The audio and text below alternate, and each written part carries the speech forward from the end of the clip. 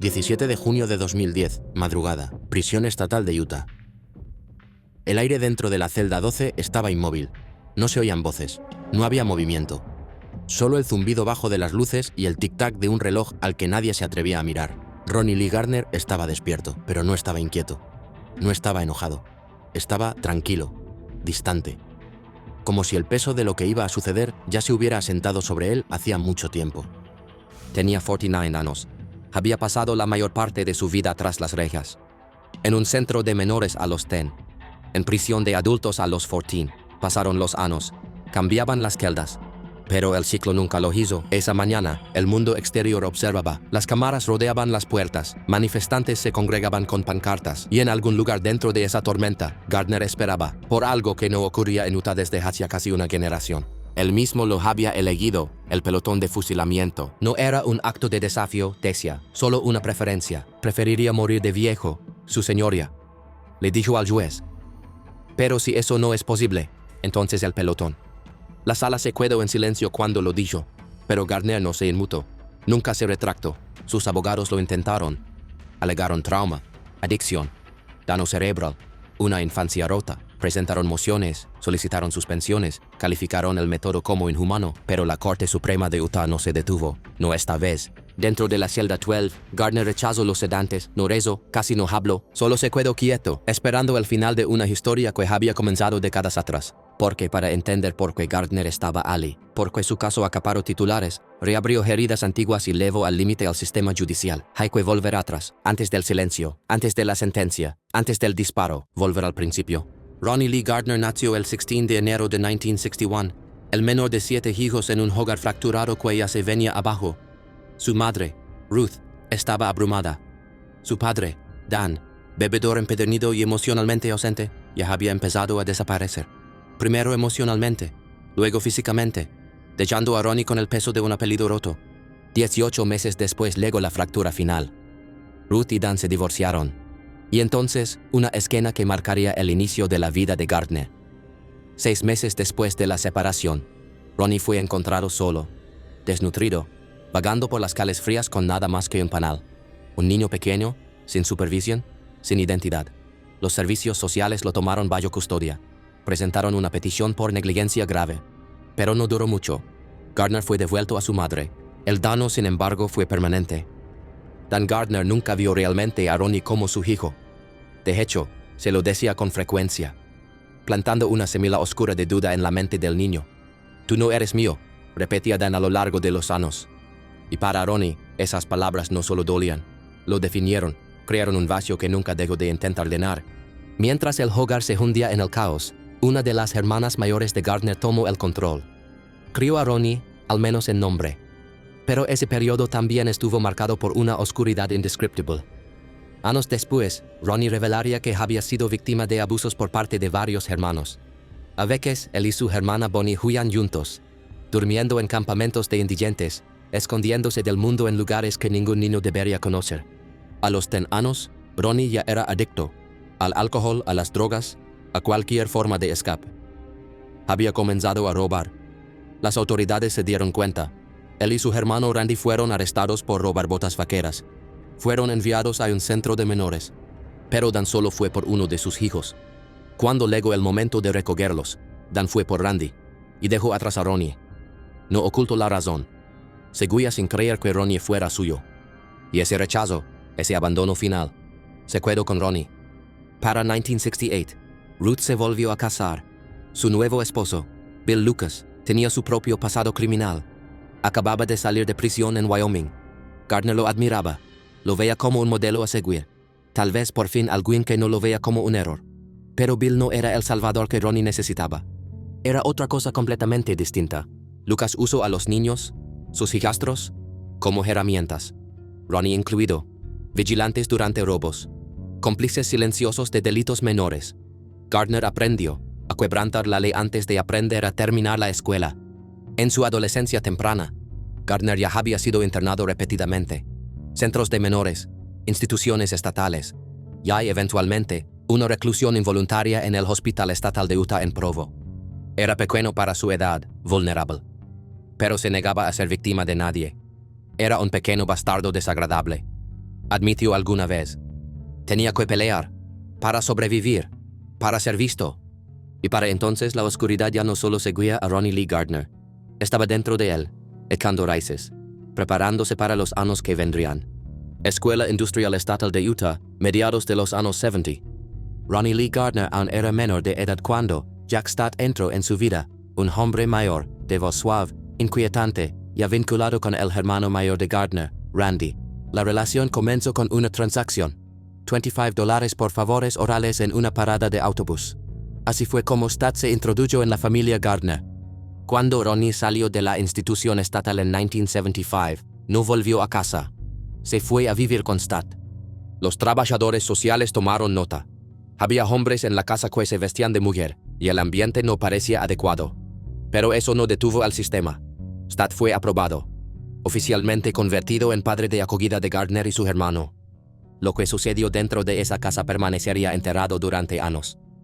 Según Gardner, Stott abusó de ambos hermanos, pero para él, adormecido por años de abandono, daño y negligencia, no lo percibía como algo malo. Pensaba que vivir así era normal, diría más tarde. El hombre al que llamaba Jack, quien más adelante sería identificado por muchos como un pedófilo de manual, era para Gardner una figura estabilizadora. No se fue, no lo llamo un error, no lo abandonó. Ronnie fue explotado siendo niño mientras vivía con Stott. No porque entendiera el peso de lo que estaba ocurriendo, sino porque se había convertido en rutina. En sus ojos era sobrevivir. Jack era un buen hombre e intentó ayudarnos. Esa era la historia que Gardner se contaba a sí mismo. Pero él cambió de lego, aunque brevemente. Mientras aún pasaba por el sistema juvenil, Gardner conoció a Deborah Bischoff en el complejo de apartamentos de su madre en Salt Lake City. Él la vio un lado distinto en él. Tierno. Protector. Alguien que, por primera vez, parecía tener algo que perder. Muy cariñoso, diría Bischoff. Nunca me involucró en las situaciones difíciles que él vivía. Me protegía de todo eso. Juntos formaron una familia. Una hija en mayo de 1977, un hijo en febrero de 1980. Pero el caos no se queda quieto por mucho tiempo. El mismo mes en que nació su hijo, Gardner fue condenado por un robo a mano armada y enviado a la prisión estatal de Utah. Había probado la normalidad, aunque fuera por un momento, pero no pudo sostenerla. Un poco más de un año después, el 19 de abril de 1981, escapó de la unidad de máxima seguridad de la prisión. Armado y desesperado, Gardner fue en busca de un hombre que, según él, había violado a Deborah.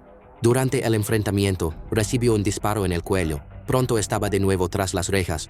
Febrero de 1983. Dentro de la prisión estatal de Utah, algo se rompió. Ronnie Lee Gardner, más enojado, más ruidoso, más volátil que nunca. Ya no era solo otro recluso. Era un cabecilla. Estalaron incendios. Los internos bloquearon módulos enteros. El caos explotó detrás de puertas de acero quebradas. Y en el centro de todo, Ronnie Gardner. Sus demonios ya no susurraban, gritaban. Y el rebelde que había alimentado toda su vida ya no podía ser contenido. Pero el fuego aún no había alcanzado su punto máximo. 6 de agosto de 1984. Gardner estaba en el hospital de la Universidad de Utah. Había fingido una enfermedad, vomitando lo suficiente como para que lo sacaran de la prisión. Y allí fue cuando actuó. Atacó al oficial de transporte Don Leavitt. Un solo golpe violento le destrozó el rostro, tan brutal que requirió alambres de metal para reconstruir el daño. Gardner sacó un arma y lo miró a los ojos. Supongo que sabes que si regresa el doctor, tendré que dejarlos a los dos sin vida. Las palabras no fueron gritadas, no hacía falta, eran gelidas. Obligó a un estudiante de medicina, Michael Lynch, a subir a una motocicleta. Le presionó el arma en la espalda. Le ordenó que condujera. 5 días después, el arma que Gardner había usado fue encontrada en un buzón. Dentro había una nota escrita a mano. Aquí está la pistola y la billetera que le quité al guardia en el hospital. No quiero hacerle daño a nadie más. Solo quiero ser libre. Pero querer ser libre no significaba que pudiera serlo. Porque lo que perseguía a Gardner no era la ley, era él mismo. Y su crimen más oscuro aún estaba por venir. Si te parecen importantes historias como esta, suscríbete para más. 9 de octubre de 1984. Salt Lake City. De noche, un bar pequeño, Cheers Tavern. Gardner, drogado con polvo blanco, entró tambaleándose en busca de dinero fácil y dejó atrás devastación. Detrás del mostrador estaba Melvin John Otterstrom, solo haciendo su trabajo. Gardner no dudó. Le apuntó directamente a la cara y apretó el gatillo. El disparo lo atravesó. Así, de un momento a otro, Otterstrom se había ido. El botín apenas superaba los $100. Pero lo que Gardner hizo después estremeció a toda la ciudad. Se presentó en el funeral de Otterstrom, fingiendo ser un viejo amigo, ofreciendo condolencias, estrechando manos con la familia. De pie junto al ataúd del hombre cuya vida había arrebatado. Como diría más tarde Craig Watson, primo de Otterstrom, nos robó a Mel, y aún así tuvo el descaro de llorar junto a nosotros. 3 semanas después, la suerte de Gardner se acabó. La policía lo encontró en la casa de un primo. Una pista los levó, lo acorralaron y lo arrestaron. Esta vez no peleó. No ofreció resistencia. Le dijo a los investigadores que Otterstrom había forcejeado durante el asalto. Pero no había pruebas de eso. No hubo lucha. No hubo compasión. Solo un hombre asesinado a quemarropa por unos pocos billetes. La fianza se fijó en $1.5 millones. Su conductora de fuga, Darcy Perry McCoy, subió al estrado y testificó. Y así la última puerta se cerró. Cualquiera fuera la ilusión de libertad que Gardner había estado persiguiendo, desapareció. Esta vez para siempre. 3 p.m. El sol brillaba sobre la prisión estatal de Utah, pero dentro, la celda de Ronnie Lee Gardner estaba envuelta en silencio. Solo quedaban horas. Solo un suspiro lo separaba de los rifles. Estaba sentado, inmóvil, con la mirada perdida, escuchando el tic-tac del reloj como si pudiera detenerse y salvarlo. Tal vez le daría una suspensión. Tal vez alguien cambiaría de opinión. Pero nadie lo hizo. Él había elegido el pelotón de fusilamiento. ¿Por qué? Ni siquiera él lo sabía con certeza. Tal vez porque le parecía más definitivo. Tal vez porque le parecía menos cruel. O tal vez porque no quería que el Estado tuviera el control de cómo acabaría su vida. Pero Gardner lo sabía bien. Esto no era solo por lo que había hecho en el pasado. Era por lo que había hecho durante el juicio. Lo recordaba con claridad. 2 de abril de 1985. El juzgado. Salt Lake City. Debería haber sido un paso más hacia la justicia en el caso de Melvin Otterstrom. Pero Gardner tenía otros planes. De alguna manera, en algún punto entre el estacionamiento subterráneo y la sala del tribunal, el arma llegó a sus manos. Los investigadores creen que se la pasaron durante el traslado. Tal vez con un apretón de manos, tal vez escondida en la ropa. Lo que importaba era que la tenía. Antes de que pudiera disparar, un guardia, Luther Hensley, la vio y actuó rápido. El estallido de una bala retumbó por los pasillos. Gardner recibió un disparo en el hombro, pero no se detuvo. Apuntó su arma contra el alguacil George Nick Kirk, desarmado desprevenido, y le disparó en el abdomen. La sangre se derramó sobre el suelo de mármol. Luego Gardner corrió, se metió en los archivos del tribunal. El abogado Robert Macri se quedó paralizado. Al otro lado de la sala, otro abogado, Michael Burdell, miró justo a tiempo para ver cómo se giraba el arma. Burdell estaba ese día haciendo trabajo pro bono para su iglesia. No tenía que estar allí. Pero Gardner alzó el arma. Burdell apenas logró decir Dios mío antes de que Gardner apretara el gatillo. Un solo disparo al ojo, murió casi de inmediato. Gardner salió corriendo hacia la puerta. Logró llegar afuera, a plena luz del día, pero decenas de agentes lo esperaban. Le gritaron armas en mano. Él se detuvo, tiró el revólver. Se tumbó sobre el pavimento sin decir una palabra. Estaba vivo, por poco. Lo llevaron de urgencia al centro médico de la Universidad de Utah. Sobrevivió. Los otros no. Burdell dejó de respirar 45 minutos después, en cirugía. Kirk, de alguna manera, logró sobrevivir. Dentro del juzgado, el plan de escape se reveló por completo. Encontraron una bolsa con ropa de hombre debajo del lavabo de un baño de mujeres. El arma. La fiscalía dijo que había sido pegada con cinta adhesiva a una fuente de agua en el primer piso. Había sido planeado, preparado, calculado. Darcy Perry McCoy, la antigua conductora de escape de Gardner, fue encontrada cerca, desarmada, temblando y arrestada, a 1 kilómetro del lugar. Y no terminó allí. La hermana de McCoy, Karma Jolie Hainsworth, también había colaborado. Entregó la ropa, entregó los mensajes, ejecutó el montaje. Fue sentenciada a 8 años de prisión. Ese día el juzgado se convirtió en una zona de guerra. El director de correcciones del estado, William Vickrey, defendió a los guardias. Dijo que habían seguido el protocolo, que actuaron de manera razonable. Pero no todos estaban de acuerdo. El sheriff del condado de Salt Lake, North Dakota, Peter Hayward, no fue tan indulgente. Él creía que Gardner No debería haber salido vivo de ese juzgado. El guardia debió seguir disparando, dijo. Debió terminarlo.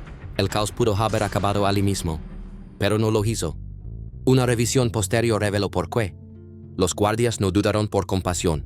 Dudaron porque Gardner tenía un rehén, un escudo humano entre él y la línea de fuego. Cada segundo contaba. Y en cada segundo, la vida de alguien estaba en juego. La revisión calificó el escape como bien planeado. Hayward culpó la falla al diseño defectuoso del edificio del Metropolitan Hall of Justice. Un lugar donde los reclusos podían moverse con demasiada libertad, donde las sombras se convertían en oportunidad. Afuera del tribunal, el duelo comenzaba a asentarse como el polvo. Melvin John Otterstrom, el cantinero al que Gardner le quitó la vida por menos de $100, era mucho más que su trabajo. Montanista, veterano del 19 Degrees Grupo de Fuerzas Especiales de la Guardia Nacional de Utah. Dejó atrás a su esposa Kathy y a su hijo de 5 años Jason. Michael Burdell, quien perdió la vida en el juzgado aquel día, no tenía ninguna relación con el caso de Gardner. Estaba allí haciendo trabajo pro bono para su iglesia. Veterano de Vietnam, ex-ingeniero, miembro de la iglesia Sumum. Simplemente estaba en el lugar equivocado, en el momento equivocado. Burdell fue sobrevivido por su novia, Donna Nu. Ella nunca dejó de alzar la voz, por justicia, sí, pero también por misericordia. Durante años, se opuso públicamente a la sentencia de Gardner. Pero no importó, el Estado ya había tomado una decisión. Y Gardner tendría que enfrentar la ley. Ahora sentado en su celda, en silencio, mirando fijamente la pared, se preguntaba cómo habría sido todo si hubiera tomado decisiones distintas. ¿Qué habría pasado si no hubiera intentado escapar? ¿Y si no hubiera disparado? ¿Estaría cumpliendo cadena perpetua ahora, olvidado pero vivo? En lugar de eso, había elegido algo mucho más oscuro. Un destino reservado para los más condenados, el pelotón de fusilamiento. Y él lo sabía, no había marcha atrás. La sentencia había legado mucho tiempo atrás. Junio de 1985. Gardner se declaró culpable de quitarle la vida a Otterstrom. Cadena perpetua sin posibilidad de libertad condicional. Una sentencia fría, pero definitiva. Eso debió haber sido el final, pero luego vino el juicio por lo que ocurrió en el juzgado. El asesinato de Michael Burdell. Gardner resistió el proceso. Protestó por un aparato ortopédico que lo obligaban a usar. Uno que se trabaría si intentaba correr. Amenazó con interrumpir las audiencias. Se quejó de que lo estaban humillando. Los guardias le advirtieron que se comportara, que el jurado lo estaba observando. 22 de octubre de 1985. Se instruyó al jurado que podía optar por un cargo menor. Homicidio involuntario. Si creían que Gardner actuó bajo estrés mental o emocional cuando disparó. Pero no lo creyeron. Tomaron menos de 3 horas en decidir. Culpable. Y la pena, la más severa que permite la ley. Pero en Utah, en aquel entonces, los reclusos sentenciados antes de 2004 aún podían elegir. Inyección letal o pelotón de fusilamiento. Gardner eligió lo segundo. Nadie supo realmente por qué. Tal vez para enviar un mensaje. Tal vez para tener el control. O quizás era lo único que aún podía decidir en una vida marcada por el caos. Incluso tras las rejas, Ronnie Lee Gardner nunca encontró la calma. El caos lo seguía. O tal vez vivía dentro de él. 28 de octubre de 1987. Día de visitas en la prisión estatal de Utah. Gardner rompió el vidrio de seguridad en el área de visitas. Y no se detuvo allí. Con la barrera destruida y las luces apagadas, agredió sexualmente a una visitante. Allí mismo, a la vista, mientras otros reclusos aplaudían y bloqueaban las puertas para darle tiempo. Un portavoz de la prisión estatal admitió después. El oficial en la sala de control lo había visto todo. Gardner alegó que fue un accidente, que el vidrio simplemente se rompió, pero nadie le creyó. Años más tarde, en 1993, el representante estatal Dan Tuttle presentó un proyecto de ley, apodado la Ley Ronnie Lee Gardner. Proponía permitir que los oficiales dispararan a reclusos que intentaran escapar, estuvieran armados o no. La reputación de Gardner ya no era solo infame, estaba cambiando leyes, pero Gardner aún no había terminado, ni cerca. 25 de septiembre de 1994. Desde su celda, fabricó alcohol casero, lo fermentó en el lavabo, lo bebió, se embriagó, y entonces atacó a otro recluso, Richard Fats Thomas, con una punta afilada hecha de lentes de sol rotos. 9 heridas punzantes en la cara, la boca, el brazo, el pecho. Las lesiones fueron graves, pero de alguna manera, Thomas sobrevivió. Para Gardner, Eso pudo haber significado otra sentencia de muerte. Utah tenía una ley poco conocida de 1974, una que permitía cargos capitales por agresiones mortales dentro de prisión, incluso si el recluso ya cumplía cadena perpetua. Gardner fue acusado, pero la ley nunca se había utilizado antes. Los abogados defensores la calificaron de anticuada, obsoleta, anacrónica, dijeron, y la Corte Suprema de Utah estuvo de acuerdo. Los cargos fueron desestimados, no porque Gardner fuera inocente, sino porque Thomas no murió. Para 1996, Gardner volvió a cambiar. Ya no solo resistía al sistema, ahora lo exigía. Ese año amenazó con demandar al estado de Utah, no para evitar la sentencia, sino para hacerla cumplir. Quería su castigo final, y lo quería por pelotón de fusilamiento. Años antes, en 1991, le había dicho a un juez que prefería la inyección letal, por el bien de sus hijos. Pero ya eran mayores, y él había cambiado de opinión. Decía que era por herencia mormona.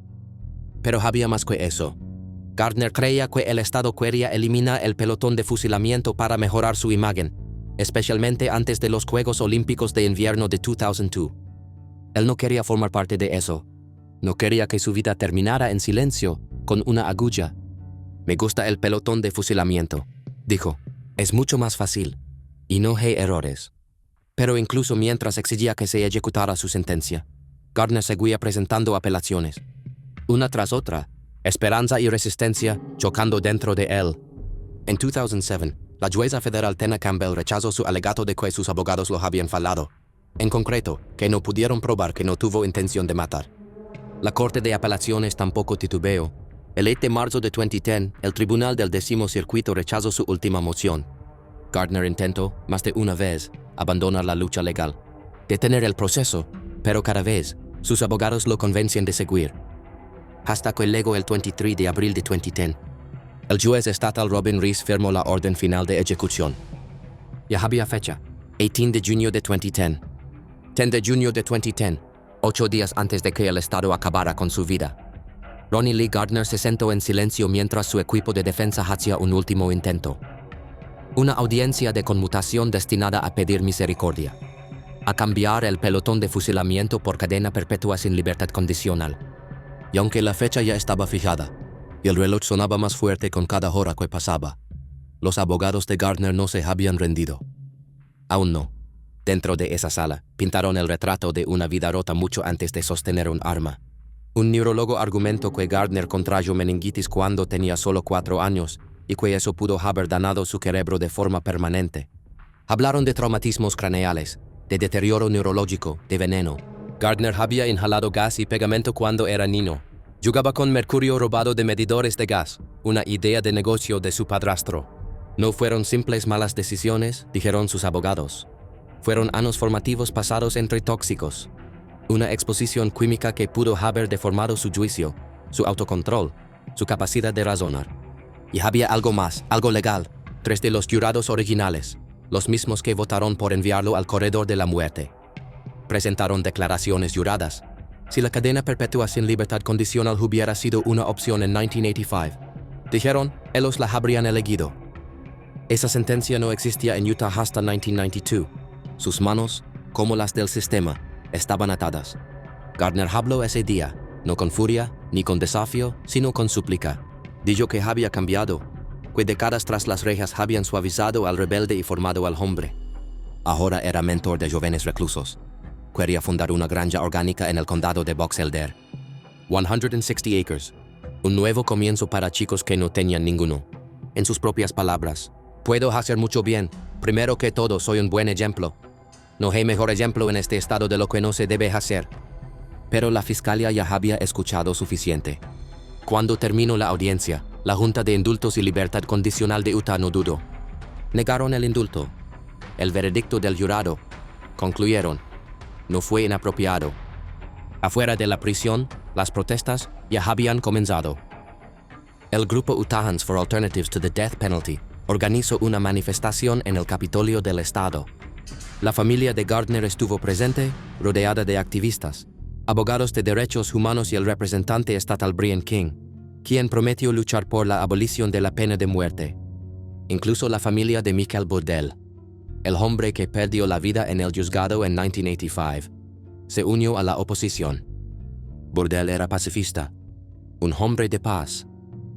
Su familia insistió en que el Llamas habría querido que Gardner muriera.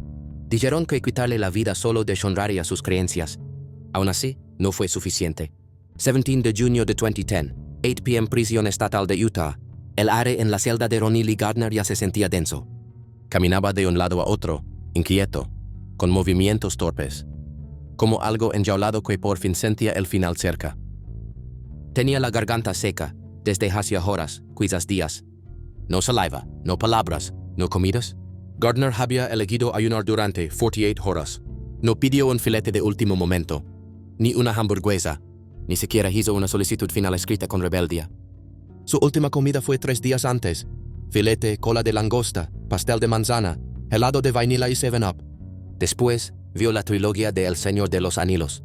Leo Divine Justice. Luego, el silencio. Sus abogados dijeron que era por razones espirituales. Tal vez lo era. Tal vez era por control. Lo único que aún podía elegir. En esas horas finales, no hubo gritos, no súplicas, no caos. Solo voces bajas, visitas. Un obispo mormón vino, luego la familia. Rezaron, se tomaron de las manos, se sentaron en silencio con el hombre que, en cuestión de horas, sería acribillado a balazos. Nadie lo dijo en voz alta, pero todos sabían. Esto era una despedida. Entonces llegó el momento. La puerta se abrió. Las bisagras de acero frío resonaron por el pasillo. El equipo de ejecución no necesitó arrastrarlo. Ronnie caminó, voluntariamente, sin cadenas ruidosas, sin resistencia, solo un hombre con una calma que nadie logró comprender del todo. Cuando le preguntaron si tenía últimas palabras, respondió con sencillez. No, no tengo. Y eso fue todo. 18 de junio de 2010, 12:15 a.m. Lo llevaron a la cámara, esa de la que nadie sale. Colocaron a Ronnie en una silla de metal negro, con correas sujetándole brazos, piernas, la cabeza. Todo asegurado. Le colocaron una capucha sobre el rostro. Bolsas de arena rodeaban el suelo para absorber posibles rebotes. No habría errores. No habría segundas oportunidades. El pelotón de fusilamiento, 5 oficiales anónimos, todos voluntarios, estaba a 7 metros. Sus rifles Winchester Caliber .30 cargados. Uno con una bala de Kera, los demás con munición real. Ninguno sabría ya más quién disparó el tiro fatal. Ese era el protocolo. Esa era la misericordia. Según el Estado, contaron juntos. 5, 4, 3. Dispararon justo antes del 2. El overol azul oscuro de Ronnie ocultó el rojo, pero el disparo impactó donde debía. En el centro del pecho, sobre un blanco clavado a su corazón. El médico forense se acercó, le quitó la capucha, revisó el pulso en el cuello, le iluminó los ojos. Sin respuesta, hora de la última respiración, 12:17 a.m. Edad, 49 años. Tras 25 años en el corredor se acabó. Se convirtió en la primera persona ejecutada por pelotón de fusilamiento en Estados Unidos desde 1996, cuando John Albert Taylor sufrió el mismo destino en el mismo estado. Afuera, la familia de Gardner se reunió en vigilia. Nadie presenció la ejecución. Por deseo de Ronnie, se quedaron fuera. Las velas parpadeaban en la noche. Free Bird de Lynyrd Skynyrd sonaba suavemente por un pequeño altavoz. Algunos llevaban camisetas con su número de prisionero, 14873. Otros se tomaban de las manos. Unos cuantos simplemente miraban hacia el cielo. Su cuerpo fue cremado. Las cenizas se entregaron a su hija, quien lo llevó de vuelta a Idaho, con la familia. Y la pena no se extinguió con él. Siguió adelante. Pero Randy Gardner, el hermano de Ronnie, se negó a dejar que se silenciara. Hoy se ha convertido en uno de sus críticos más fervientes. Aparece en protestas vistiendo el overol carcelario de su hermano, hablando, gritando, recordando, como dijo su abogado defensor, Andrew Valdez. Al final, sus hijos y nietos tuvieron la oportunidad de expresarle su amor. No estoy seguro de que Ronnie haya tenido mucho amor en su vida. Al menos al final tuvo eso. Y eso, más que cualquier titular, fue lo que marcó el verdadero final. No la capucha, no las balas, sino una especie de redención rota que llegó demasiado tarde.